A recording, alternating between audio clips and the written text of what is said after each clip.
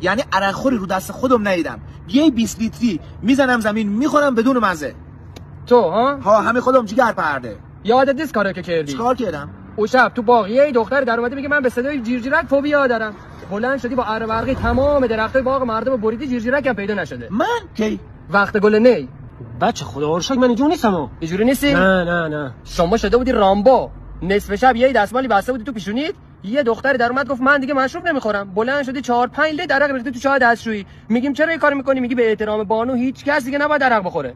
خب بیسکویت من احترام گذاشتم. ها ریدی. وای حاجی خیلی حرکتت زشت بود. آقای 20 لیتری شما رفتی سگ باغ گرفتی آوردی نشوندی سر سفره، پیک میزنی به سلامتش میگی وفاداری فقط خودت.